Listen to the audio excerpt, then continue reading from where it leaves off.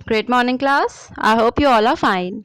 Today we are going to understand Part A, Unit 1, Session number 2, which is Communication Cycle. तो आज हम क्या करेंगे? क्वेश्चन आंसर्स डिस्कस करेंगे कम्युनिकेशन साइकिल के चैप्टर के. तो our first question is define a communication. देखो कम्युनिकेशन क्या होता है? बातचीत करना, वार्तालाप करना, यही आपका कम्युनिकेशन है. अभी आप इसमें करते क्या हो? देखो कम्युनिकेशन का मतलब बेसिकली क्या होता है कि आप दो या दो से ज़्यादा लोगों के साथ बातें करते हो, ठीक है, और आपके जो अपने आइडियाज़ होते हैं you share it with your friends, family, peers, है ना, रिलेटिव्स, जो भी जिन भी लोगों के साथ आप बैठे हो उनके साथ आप अपने कुछ आइडियाज़ या थॉट्स को क्या करते हो? शेयर करते हो. कोई इन्फॉर्मेशन होती है आपके पास उसको शेयर करते हो, ठीक है. और कई बार हम क्या करते हैं उसको शेयर करने के लिए हम कुछ स्पीच, कोई राइटिंग. देखो कई बार तो क्या होता है अगर हम साथ में बैठे हैं तो हम वर्बली बोल सकते हैं, ठीक है. कई बार ये मान लो मेरे एक फ्रेंड है, मैंने उससे बात कर रही हूँ, फ्रूट्स के बारे में हम डिस्कस कर रहे हैं, उसको एक फ्रूट मैंने कोई नेम लिया, उसको समझ ही नहीं आया ये कौन सा फ्रूट है, ठीक. तो आप क्या कर सकते हो? उस फ्रूट की डायग्राम बना सकते हो ना. तो इसीलिए हमारे पास कुछ मीडियम भी होते हैं जिनके थ्रू हम कम्युनिकेशन कर सकते हैं. जैसे हम कुछ लिख के कर सकते हैं. मान लो अगर आपने अपनी टीचर के साथ कुछ बात करनी थी, है ना, तो आपने सोचा कि मैं चलो उनको रिटर्न फॉर्म में लिख के दे देती हूँ कि मैं 2-3 डेज़ के लिए लीव पर रहूँगी. ऐसे आपने कुछ बात करनी है तो आप क्या करोगे? राइटिंग फॉर्म में मैम को लिख के दे दोगे, ठीक है. तो कुछ मीडियम को आप यूज़ करते हो और जब आप कम्युनिकेट करते हो तो आपके कुछ आइडियाज़ जो होते हैं वो एक्सचेंज होते हैं. तो कम्युनिकेशन को यही बोल रहा है, it is the process of sharing information between 2 और मोर पीपल, ठीक है, through an exchange of thoughts and messages using the medium of speech, visuals and writing. Second question जो है आपका वो है कम्युनिकेशन साइकिल. देखो पहले हम ये चीज़ समझते हैं कि एक साइकिल क्या होती है. साइकिल होती है जो चीज़ एक ऐसी जैसे साइकिल किसको कंसिस्ट करती है? जो कभी नेवर एंडिंग चीज़ होती है, मतलब वो कभी ख़त्म नहीं होगी. मान लो कोई प्रोसेस चल रहा है हमारा, फर्स्ट स्टेज पे आया, सेकंड स्टेज पे आया, थर्ड स्टेज पे आया, जैसे ही वो लास्ट स्टेज पे आया वो फिनिश नहीं होगा. रादर देन बीइंग फिनिश्ड वो दोबारा से फर्स्ट स्टेज पे आ जाएगा, फिर से वो सेकंड थर्ड फोर्थ स्टेज पे आएगा, फिर वो लास्ट स्टेज पे आ गया, फिर से फर्स्ट स्टेज पे आ जाएगा. मतलब क्या है कि आपका प्रोसेस कभी एंड नहीं होगा. अगर आपका कुछ इस टाइप से चलता है तो आप उसको क्या बोलते हो? साइकिल बोलते हो. तो कम्युनिकेशन भी एक साइकिल ही होती है. उसका रीज़न क्या है कि मान लो मैं सेंडर हूँ, इस टाइम पे मैंने किसी से कोई बात करनी है तो मैंने अपनी बात रखी. अभी जो मेरी बात का रिसीवर था, मतलब जिसने वो बातें सुनी, वो क्या करेगा? उन बातों पे रिप्लाई देगा उनको समझ के. उसके बाद जब मैं उसकी बात को समझूंगी तो फिर मैं उसको रिप्लाई करूंगी. And this way it is going to continue. मतलब क्या हुआ कि ये नहीं है कि मैंने बोल दिया और सामने वालों ने ओके कर दिया. It's not happening like this. Basically what is happening in a communication process कि जब एक पर्सन जो होता है वो सेंडर होता है, वो अपनी बात जब किसी पर्सन से रखता है जिसको हम रिसीवर बोलते हैं, तो रिसीवर उस बात पे चुप नहीं होता, वो कुछ अपना रिप्लाई या रिस्पॉन्स देता है. एंड इट माइट हैपन कि उसके बाद मैं उसकी बात का आगे रिस्पॉन्स दूँ. एंड दिस प्रोसेस जो होता है हो सकता है काफ़ी देर तक कंटिन्यू हो. इसलिए कम्युनिकेशन क्या होती है? एक साइकिल होती है. तो कम्युनिकेशन साइकिल की डेफिनेशन क्या हो गई? It is a process where one person is a sender who conveys a message to another person known as receiver, where the receiver acknowledges the message and send back the response to it. Next आता है आपका principle of effective communication. देखो communication का मतलब क्या होता है? बातचीत. आपने कुछ बोला, बी पर्सन है उसने भी कुछ बोल दिया. अब देखो हम एक कंसिडर करते हैं कि एग्जांपल कि हमारे पास दो लोग हैं, one is person A and second is person B. A person ने क्या किया? हरियाणवी आती है उसको and he is speaking in Haryanvi. Then there is a person B who knows Tamil and he is speaking in Tamil. वो तमिल में बोल रहा है, उसको तमिल ही आती है, ठीक है, साउथ इंडियन है. अब प्रॉब्लम क्या है कि ए एंड बी बोल तो दोनों रहे हैं, दोनों लोग बोल रहे हैं, तो कम्युनिकेशन होगी. लेकिन क्या एक इफेक्टिव कम्युनिकेशन है? The answer is no. क्योंकि ना ए को बी की बात समझ में आ रही है और ना ही बी को ए की बात समझ में आ रही है, क्योंकि उसको सिर्फ हरियाणवी आती है and B person only knows Tamil. तो उन दोनों को बातें तो समझ में आ नहीं रही. तो अगर वो कुछ बोल भी रहे हैं तो उसका फ़ायदा क्या है? वो इनइफेक्टिव है. तो हम आगे यही डिस्कस करेंगे कि अगर हमें एक इफेक्टिव कम्युनिकेशन करनी है तो उसके कुछ प्रिंसिपल्स होते हैं जो हमें फॉलो करने होते हैं. And after following these principles हमारी जो कम्युनिकेशन है वो बहुत ही इफेक्टिव हो जाती है. जैसे फर्स्ट प्रिंसिपल है सिंपल लैंग्वेज, यानी जो आप लैंग्वेज यूज़ करते हो वाइल कम्युनिकेटिंग वो क्या होनी चाहिए? आपकी सिंपल होनी चाहिए. Second is definite. डेफिनेट का मतलब होता है कम्युनिकेशन फालतू की नहीं करनी है आपने, ठीक है, आपने सिर्फ जितनी बात करनी है उतनी ही करो और प्रॉपर मैनर में करो.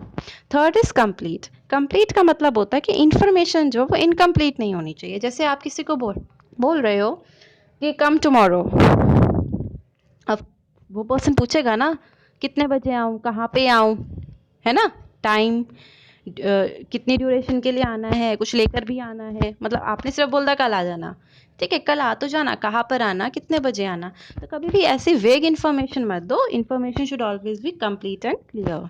Next is appropriate medium. Medium का मतलब क्या होता है? A proper medium with several factors such as timings, distance between the sender and receiver.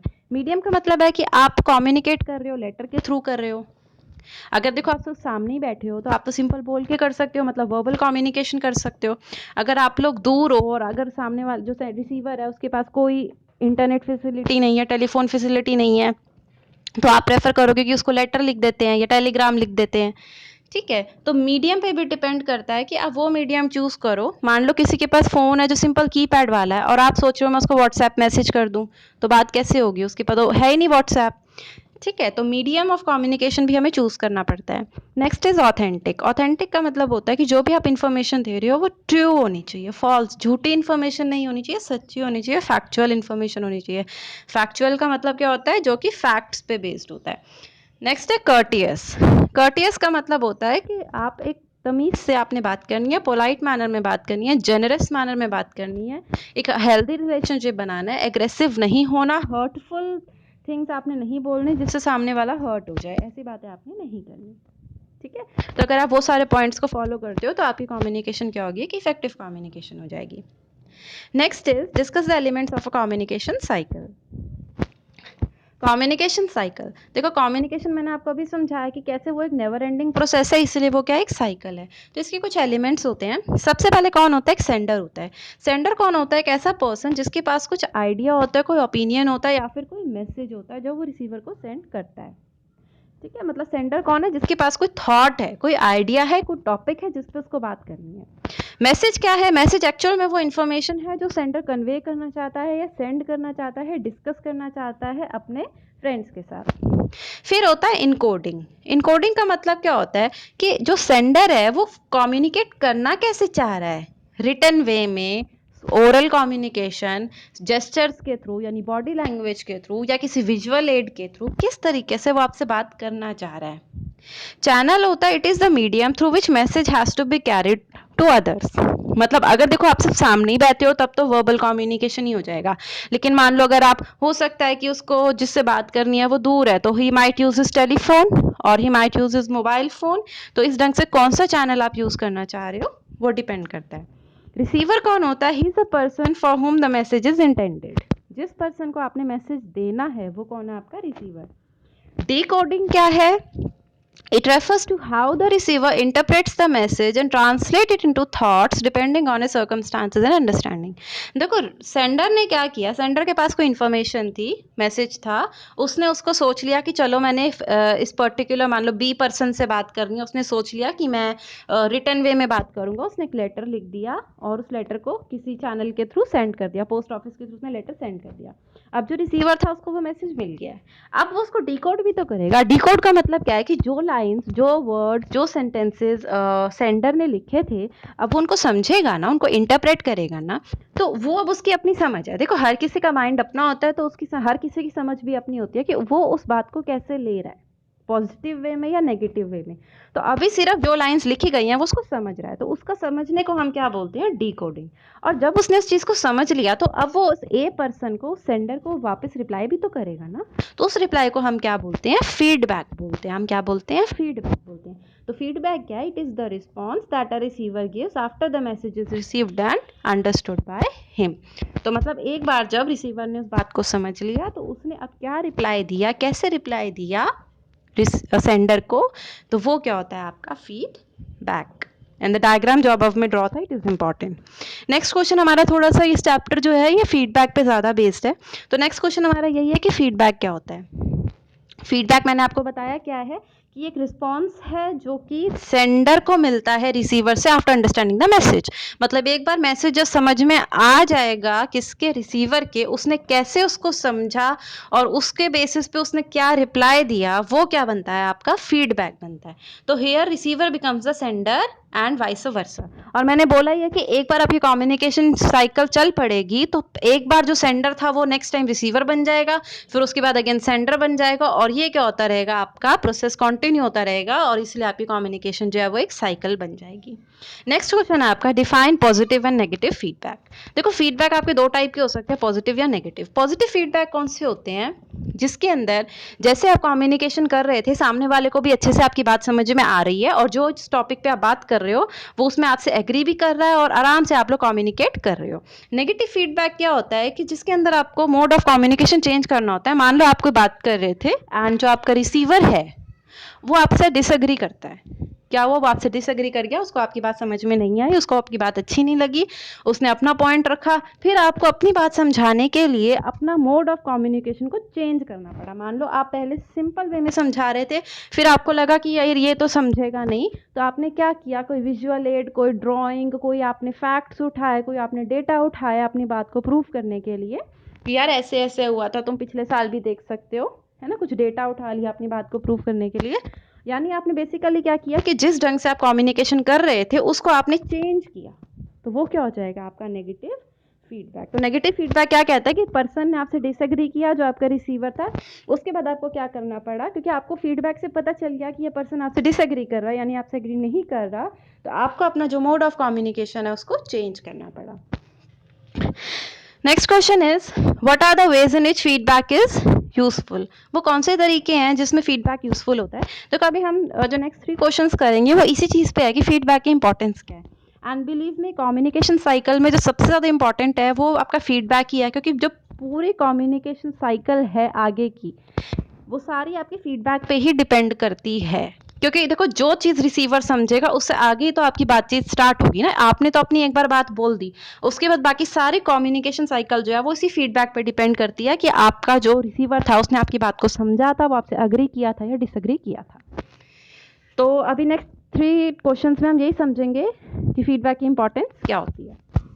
तो पहला क्वेश्चन ये कि हमारा, what are the ways in which feedback is useful. पहला है basis of problem solving.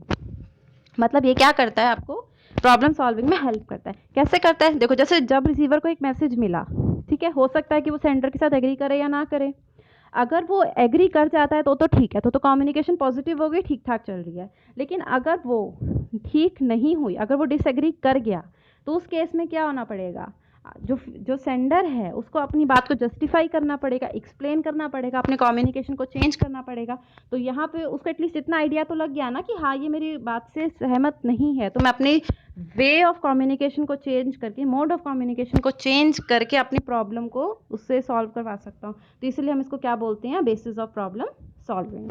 Next क्या है, इफेक्टिव लिसनिंग। इफेक्टिव लिसनिंग का मतलब क्या होता है, when feedback is given the sender becomes cautious of the message sent by him. He reanalyzes his message and correlates it with the feedback. This enables him to understand if the communication has been successful. देखो जब sender ने अपना message किया तो अब वो देखेगा कि रिसीवर क्या बात कर रहा है, उसके बाद वो ये भी देखेगा कि जो मैंने बोला था और जो ये रिप्लाई कर रहा है, क्या आपस में वो कुछ रिलेट कर रहे हैं, क्या वो सहमति है या क्या नहीं।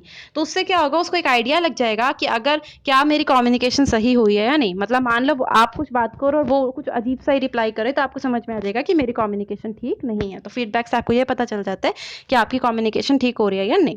Can motivate. देखो फीडबैक कई बार क्या होता है, जैसे आपने ये शोज़ में भी देखा होगा कि कोई पार्टिसिपेट करता है और उसके बाद जो जजेस होते हैं वो बताते हैं कि आपको ऐसे करना चाहिए था, ऐसे करना चाहिए था। तो वहाँ से आपको ये पता चल जाता है कि मैं कहाँ गलत हूँ और क्या चीज़ मैं इम्प्रूव करके अपने गोल या टारगेट को अचीव कर सकती हूँ। तो ये टाइप से मोटिवेशन का काम भी करता है। And can improve performance. Performance का मतलब क्या होता है, good feedback enables you to overcome your fears and accomplish your goals with courage and determination. मतलब क्या है कि देखो जब आपको फीडबैक पता चल जाएगा तो आप अपने उस एरिया पे टारगेट कर सकते हो जो आपका वीक है, ठीक है, और आपके साथ इतना करेज आ जाता है क्योंकि अब आपको पता होता है कि बस इतने एरिया पे तो काम करना है, तो आपकी परफॉर्मेंस क्या होती है, वो इंप्रूव हो जाती है। अगेन नेक्स्ट क्वेश्चन पे यही है, what is the importance of feedback discuss. तो feedback is an important factor in the process of communication cycle. It is the response received by the sender once the message is clear and understood by the receiver. वो ये है कि आप वो बता रहा है कि फीडबैक है क्या, बेसिकली एक रिस्पॉन्स ही है जो रिसीवर प्रोवाइड करता है। Based on this feedback from the receiver the sender can evaluate the effectiveness of the message. देखो जो फीडबैक उसको रिसीवर देगा, जो बात रिसीवर करेगा, उससे उसको ये आइडिया लग जाएगा कि क्या मेरे जिससे मैं बात कर रहा हूँ उसको मेरी बात समझ में आई थी या नहीं।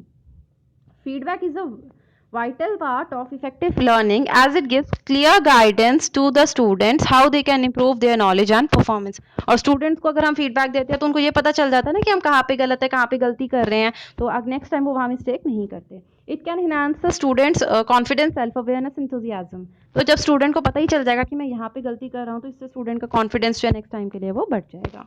नेक्स्ट है how does feedback help in learning process.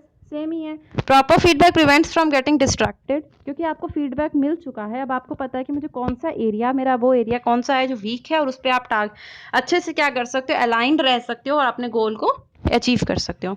It helps to focus on the improvement areas and learn continuously which opens a new world of opportunities. फिर वो क्या बोलते हैं कि आप जो आपके एरियाज क्या है इम्प्रूवमेंट, जिसमें इम्प्रूवमेंट चाहिए आप उन पे फोकस करो और फिर आपके लिए बहुत सारी अपॉर्चुनिटीज आ जाती हैं।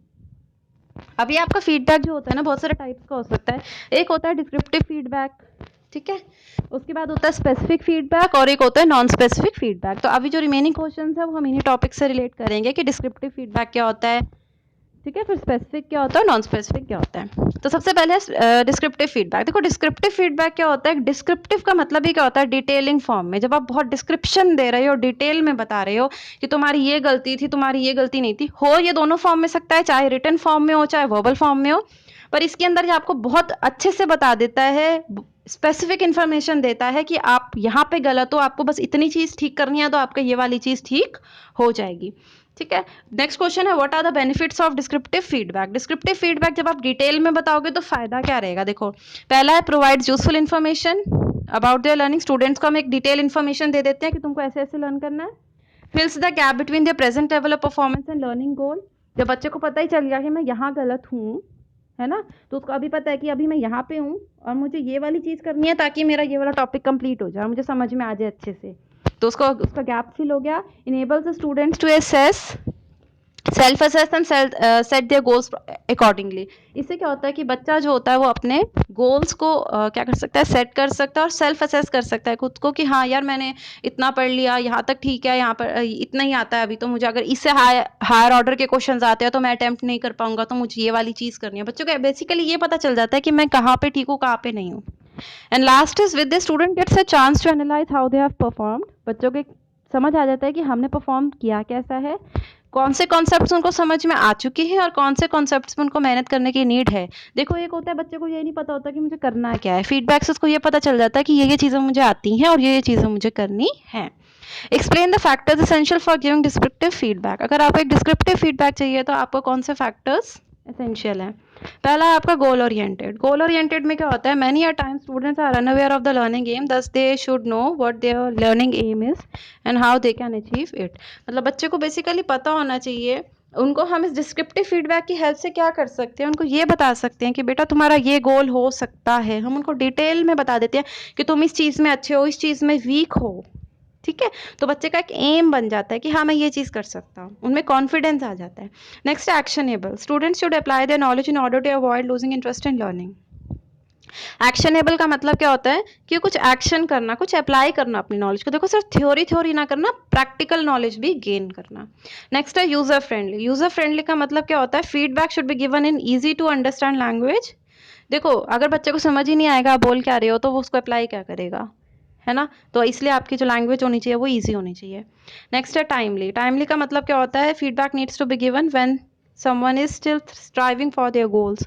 मतलब जब मान लो आपका कोई टारगेट है कि मैंने अपने 10th के एग्जाम में बहुत अच्छे मार्क्स लेने हैं, स्कोर लेना है इन computer, that is your target, तो अगर मैं आपको इसी टाइम पे फीडबैक दूं आपका रिजल्ट देख देख के तो फायदा है। एक बार आपका बोर्ड एग्जाम हो जाता है, क्लियर हो गया, रिजल्ट आ गया, उसके बाद मैं दूं तो कोई फायदा है नहीं है, तो उसको उसी टाइम पे दो जब नीड है। कॉन्टिन्यूस का मतलब क्या होता है, it should be given continuously along with instructions. मतलब ये नहीं है कि आपका पूरा कंप्लीट हो गया तो मैं आपको फीडबैक दे रही हूँ, नहीं, मैं आपको बीच बीच में जब आपकी इंस्ट्रक्शंस हो रही होती हैं तो मैं आपको फीडबैक जो है प्रोवाइड कर सकती हूँ। मान लो आपने स्टार्टिंग की और आपकी स्टार्टिंग से ही बहुत सारी मिस्टेक्स आ गई, तो मैं आपको इन बिटवीन फीडबैक दे सकती हूँ, उसमें कोई इशू नहीं है। क्योंकि फीडबैक का मतलब ये नहीं है कि मैं आपको ग्रेड लगा रही हूँ या मैं आपके मार्क्स लगा रही हूँ। फीडबैक उसको कंसिस्ट नहीं करता। फीडबैक का मतलब सिर्फ इतना ही है कि मैं आपको क्या कर रही हूँ, थोड़ी सी इन्फॉर्मेशन दे रही हूँ कि आप अपने आप को इंप्रूव कैसे कर सकते हो। Last is consistent. कंसिस्टेंट का मतलब क्या होता है, student should be given consistent feedback, मतलब एक ऐसा फीडबैक जो क्या रहे, मतलब अगर आज वो उसको पूरा करते हैं तो सीरियसली में वो अपनी उस पर्टिकुलर इन्फॉर्मेशन की हेल्प से अपने टारगेट को अचीव कर सकते हैं। मतलब कंसिस्टेंसी रहनी चाहिए। ये नहीं है कि मेरा आज वाला फीडबैक जो मैं नेक्स्ट फीडबैक को दूंगी उससे कॉन्ट्राडिक्ट करेगा। कॉन्ट्राडिक्शन नहीं होनी चाहिए, कंसिस्टेंट होना चाहिए, कॉन्ट्राडिक्शन नहीं होनी चाहिए। ठीक है।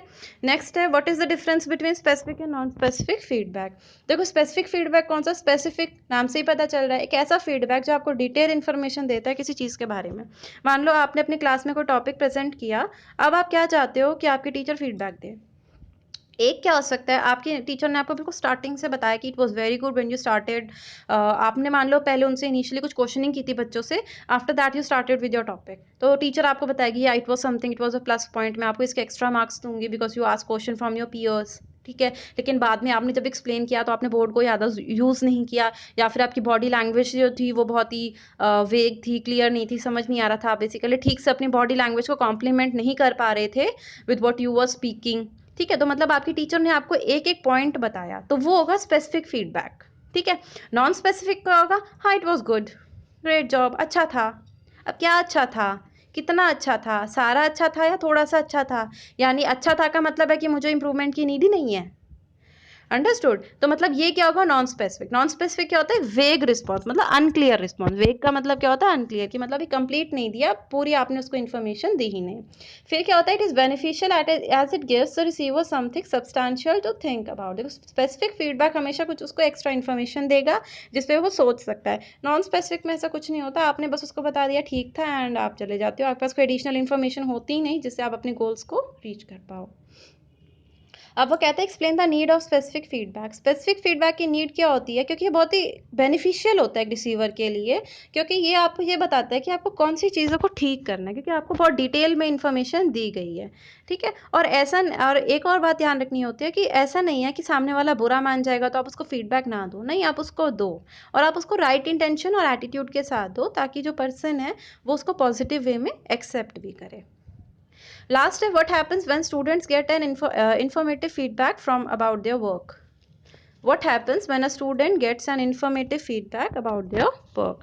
When the students receive informative feedback about their work, they get a chance to analyze how they have performed, which concepts they have understood, and which concepts they need to improve. देखो जब भी बच्चों को एक अच्छा feedback दिया जाता है तो उसको समझ में आ जाता है कि मैं कहाँ पे स्टैंड करता हूँ, मुझे कितना आता है, मुझे क्या नहीं आता, और किस चीज़ में मैं अच्छा कर सकता हूँ। तो इससे क्या होता है कि वो आगे अपने आप को इम्प्रूव कर सकता है।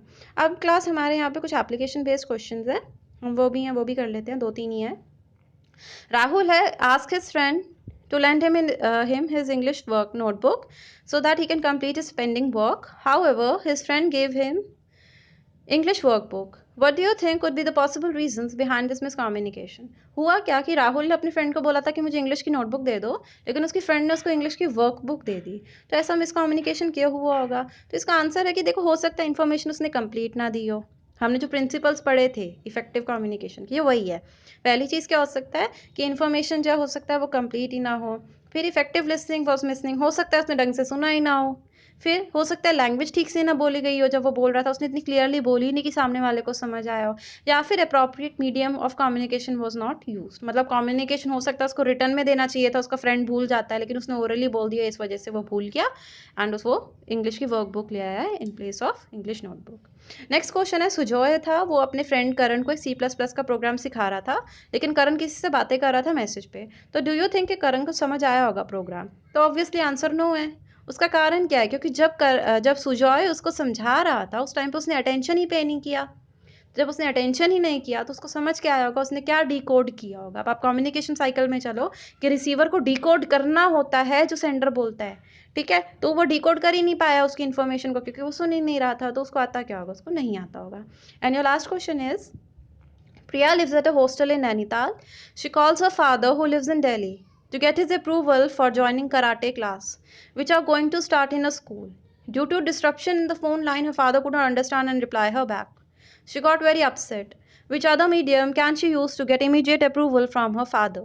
वो बोल रहा है कि प्रिया एक हॉस्टल में रहती है, उसने अपने पापा को कॉल किया दिल्ली के अंदर कि मुझे कराटे क्लास ज्वाइन करनी है और मुझे उसके लिए आपका अप्रूवल चाहिए, लेकिन फ़ोन लाइन में कुछ डिस्टर्बेंस थी, उसके पापा को समझ नहीं आया। अब वो कौन सा और मीडियम ऑफ कम्युनिकेशन यूज़ कर सकती है फ़ोन के अलावा, ताकि उसके पापा जो है वो क्या कर सकें, उसको अप्रूवल दे सकें। तो वो क्या कर सकती है, she can send a message to her father. हो सकता है वो व्हाट्सएप पे मैसेज सेंड कर दे या टेक्स्ट मैसेज सेंड कर दे, क्योंकि देखो फ़ोन पे कॉल में प्रॉब्लम आ रही है, मैसेज में तो कोई प्रॉब्लम नहीं आ रही।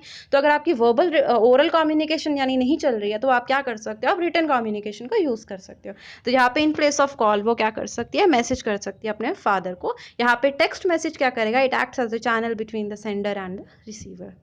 So class, I hope you have understood the question answers of this session. Thank you.